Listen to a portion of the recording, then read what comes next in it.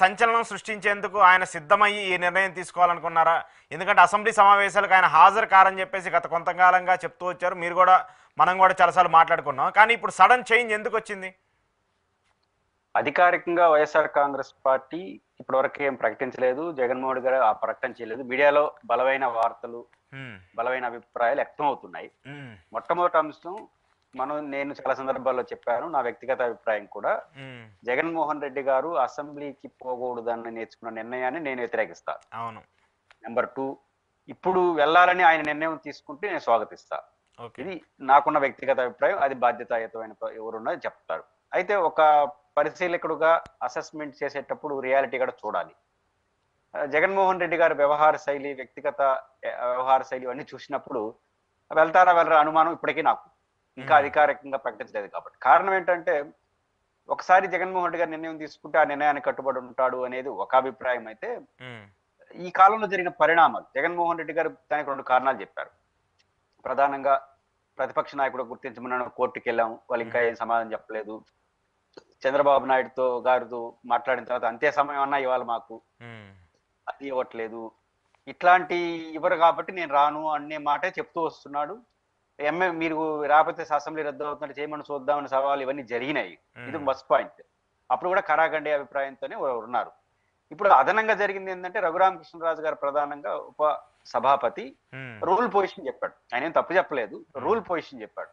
60 రోజులు కంటిన్యూగా హాజరు కాకపోతే ఖచ్చితంగా డిస్క్వాలిఫై చేయాల్సి వస్తుంది, వారు నిర్ణయించుకోవాలి, అసెంబ్లీకి రావాలని రూల్ పొజిషన్ ఆయన చెప్పాడు. ఈ నేపథ్యంలో హాజరు అయితే కాబట్టి అసెంబ్లీ సభ్యత్వం ఎక్కడ రద్దయిపోతుందని, ఉప ఎన్నికలకు భయపడి వస్తున్నాడు అనే మెసేజ్ అయితే తెలుగుదేశం పార్టీ రేపు నుంచి మాట్లాడుతుంది. ఆల్రెడీ స్టార్ట్ అయింది. ఎవరైనా అంటారు సహజం కదా. ఇప్పుడు నిన్నటి వరకు రానని చెప్పి ఈ అసెంబ్లీని ఉపసభాపతి మాట్లాడినాడు కాబట్టి వస్తున్నాడు అనే చర్చ అయితే వస్తుంది, దాన్ని ఎదుర్కోక తప్పదు. ఎందుకంటే అలా వస్తుంది కాబట్టి రావద్దని నేను చెప్పను. ఎవరెన్ని విమర్శలు చేసినా ఆయన రావాలని నిర్ణయం తీసుకుంటే ఒక డెమోక్రటిక్ గా ఉండే వాళ్ళు మనం స్వాగతించాలి. విమర్శించినా పర్వాలేదు, ఎందుకంటే విమర్శలకు గురైనా కూడా మీరే ఆ డెసిషన్ తీసుకున్నారు కాబట్టి మీరు ఆ విమర్శలకు గురి కాక తప్పదని కూడా చెప్తాం, ఎదుర్కోక తప్పదుగా అని చెప్తాం. కాబట్టి రావాలని నిర్ణయం తీసుకుంటే స్వాగతం, రాకూడదని నిర్ణయం తీసుకున్నా అని నేను అభ్యంతరం చెప్తాను. బట్ జగన్మోహన్ రెడ్డి గారి వ్యవహార శైలి, రఘురామకృష్ణరాజు గారి యొక్క రూల్ పొజిషన్ చెప్పిన తరువాత వస్తే ఖచ్చితంగా అసెంబ్లీ సభ్యత్వానికి భయపడి రాలేదనే మాట వచ్చే అవకాశం ఉంటుంది. దాన్ని ఆయన రాజకీయ విమర్శని ఎదుర్కోవడానికి సిద్ధపడి కూడా వస్తే ఇంకా సంతోషం, డెమోక్రటిక్ స్పిరిట్ అనుకుంటాను. కానీ ఇవన్నీ చూసినప్పుడు ఇంకా నేనైతే ఒక నిర్ణయాన్ని, ఒక అభిప్రాయం అయితే రాలేకపోతున్నాను. వస్తాడా రాడా అనేది ఇంకా నాకు డౌట్ అయితే ఉంది. అయితే ఒకటేమవుతుందంటే, బడ్జెట్ సమావేశాల్లో అసెంబ్లీ ఉభయ సభలను ఉద్దేశించి గవర్నర్ గారు ప్రారంభ ఉపన్యాసం చేస్తారు. కాబట్టి గవర్నర్ ప్రారంభ ఉపన్యాసం జనరల్ గా స్పిరిట్ ఆఫ్ గవర్నమెంట్ ప్రాధాన్యతలో ఉంటే, రాజకీయ ఉపన్యాసం రాజకీయంగా కేబినెట్ చేసిన తీర్మానాన్ని గవర్నర్ గారు చదువుతారు కానీ, బట్ అదొక స్పిరిట్, ఉభయ సభలను ఉద్దేశించి గవర్నర్ ప్రసంగించడం, అన్ని పార్టీల నాయకులు రావడం, ఇవన్నీ గవర్నర్ ఆ తర్వాత సాయంత్రం పూట విందివ్వడం, ఇట్లాంటివన్నీ మనం చూస్తుంటాం. ఇది డెమోక్రసీలో ఉన్న స్పిరిట్.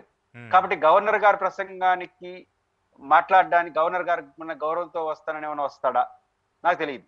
ఒకవేళ వచ్చి మళ్ళీ మొదటికి వస్తుందా? నాకైతే జగన్మోహన్ రెడ్డి గారి హాజరు పైన ఇప్పటికీ కొంత అనుమానం అయితే ఉంది. వాళ్ళు అధికారికంగా ప్రకటించారు, ఎందుకంటే జరిగిన పరిణామాలు ఇచ్చారు. బట్ పర్సనల్ గా మాత్రం రావడానికి స్వాగతిస్తాను, ఆపడాన్ని వ్యతిరేకిస్తాను. బట్ ఈ కన్ఫ్యూజ్ అయితే నాకు ఇప్పటికీ ఉంది. వారు అధికారికంగా ఏం ప్రకటిస్తారో చూడాలి. ఏదైనప్పటికీ కూడా వస్తే ఈ విమర్శ వస్తుంది. ఒకవేళ గవర్నర్ ప్రసంగాన్ని వరకే వచ్చి మళ్ళీ రాకపోయినాడు అనుకోండి, మళ్ళీ ఈ రోజు నుంచి మళ్ళీ 60 రోజులు అవుతుంది. అంటే పాయింట్ ఏంటంటే, శాసనసభకు నిరవధికంగా 60 రోజులు రాకుండా ఉండకూడదు. కానీ రేపు గవర్నర్ ప్రసంగం సంతకం పెట్టారనుకో, మళ్ళీ 1, 2, 3 స్టార్ట్ అవుతుంది. ఇట్లాంటివి లాజిక్లు కూడా ఉండొచ్చు. ఏదైనప్పటికీ కూడా ఇది అనూహ్య నిర్ణయమైనా మంచి నిర్ణయమే జరిగితే వార్తలు. బట్ నాకున్న అనుమానం మాత్రం, నాకు జగన్మోహన్ రెడ్డి గారి వ్యవహార శైలి, జరిగిన పరిణామాలు చూస్తే ఇంకా నాకైతే అనుమానం ఉంది. అంటే ఇక్కడ ఒక పరిణామం చూడాలి. ఎందుకంటే మండలికి సంబంధించి బొత్స సత్యనారాయణ గారు కూడా ఆయన కొన్ని కీలక వ్యాఖ్యలు చేశారు నిన్న. ఖచ్చితంగా మనం మండలిలో చాలా పెద్ద ఎత్తున కొట్లాడాలి, మీరందరూ సిద్ధంగా ఉండండి, ఏదైతే కూటమికి సంబంధించిన ఇష్యూస్ పైన కావచ్చు, లేదంటే వాళ్ళు ఇచ్చినటువంటి హామీల మీద మనం మాట్లాడాలని నిన్న ఆయన ఒక ప్రకటన చేశారు. దాంతోపాటు కొన్ని రిఫరెన్స్ ఏంటంటే తెలంగాణకి సంబంధించి మొన్న ఇటీవల బడ్జెట్ని ప్రవేశపెట్టినప్పుడు కూడా కేసీఆర్ కూడా రావట్లేదని చెప్పేసి పెద్ద ఎత్తున ఇటు కాంగ్రెస్ ఎమ్మెల్యేలందరూ మాట్లాడారు. ఆయన కూడా బడ్జెట్ సమావేశాలకు గవర్నర్ ప్రసంగం అప్పుడు వచ్చారు, ఆ రోజు ఉన్నారు, తద్వారా ఆయన వెళ్ళిపోయారు, మిగతా వాళ్ళ ఎమ్మెల్యేలందరూ కూడా హాజరవుతూ వచ్చారు. సో అలాంటి ప్రక్రియని ఎందుకు జగన్మోహన్ రెడ్డి చేయరు అనుకుంటున్నారు?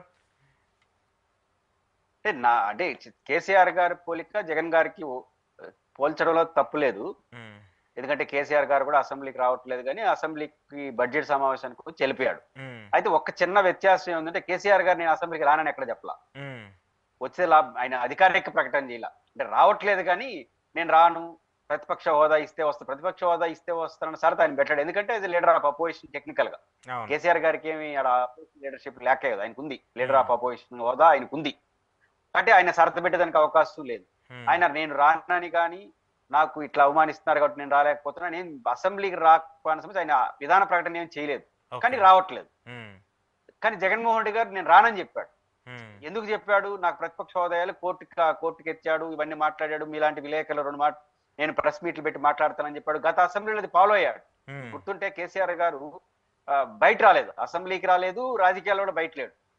కానీ జగన్మోహన్ రెడ్డి గారు అసెంబ్లీకి మాత్రం రాలేదు, సీరియస్ పొలిటికల్ యాక్టివిటీలో ఉన్నాడు. అసెంబ్లీ సమావేశాలు జరిగిన మరుసటి రోజే ప్రెస్ మీట్ పెడుతున్నాడు. ఇట్లే పెడతాను, ఇంకా వాళ్ళు ఎటాడిపోతే టైం ఎట్ట ఇయ్యరు కాబట్టి ఇక్కడే పెడతానని చెప్పాడు. కాబట్టి ఈ తేడా ఉంది కేసీఆర్ గారికి జగన్ గారికి. కాబట్టి కేసీఆర్ గారు ఒకరోజు వచ్చిపోయినా ఆల్రెడీ ఆయన రానని చెప్పలేదు, ఆయన అసెంబ్లీ సభ్యత్వం రద్దు అవుతానని భయపడి ఎగ్గొట్టాడని చెప్పలేరు, ఇవన్నీ పరిమితులు ఉన్నాయి. బట్ కేసీఆర్ గారి పోలిక కొన్ని సందర్భాలు కేసీఆర్ గారి లాగా జగన్ గారు కూడా మొండిగా ఉంటాడు, పట్టుదలగా ఉంటాడు, ఇవన్నీ ఉన్నాయి. కేసీఆర్ గారిని కొంత ఇద్దరి మధ్య మంచి సాన్నిహిత్యం ఉంది, ఇవన్నీ ఉన్నాయి. కాబట్టి అదే పాటిస్తాడు ఈయన కూడా అని అనుకుంటారు. బట్ ఈ రెండు రిజర్వేషన్ రీత్యా అంటే ఒకటి కేసీఆర్ గారి లాగా ఈయనలాగా కేసీఆర్ గారు ప్రకటించలేదు, జగన్మోహన్ రెడ్డి గారి లాగా ఆయన ప్రతిపక్ష హోదా లేకపోలేదు, ఆయన టెక్నికల్ గా as leader of opposition in Telangana assembly ఆయన ఎక్కడ ప్రకటించలేదు. కాబట్టి ఆయన వచ్చిపోయినా కూడా పెద్ద పట్టించుకోరు, మేము ఉన్నాం కదా సార్లే అంటారు, అంటే పారిపోయాడు అంటారు అసెంబ్లీలో మా వాదన కంటే తప్ప పెద్ద ఇబ్బంది ఉండదు. ఇక్కడ జగన్ గారికి వచ్చేసరికి ప్రకటన చేసడం, కోర్టుకి వెళ్ళడం, 2-3 సమావేశాలకి పోకపోవడం, మీలాంటి విలేకరులు అడిగితే మేము ఏం పోయి అంత ఏం చేస్తామని చెప్పడం, చేయమని చూద్దాం రద్దు అని చెప్పడం, దాని కంటిన్యూషన్ గా రఘురామకృష్ణరాజు గారు రూల్ పొజిషన్ చెప్పడం, ఇవన్నీ రీత్యా నాకు ఇప్పటికీ ఆ అనుమానం అయితే ఉంది. అంటే ఒక పాయింట్ ని మనం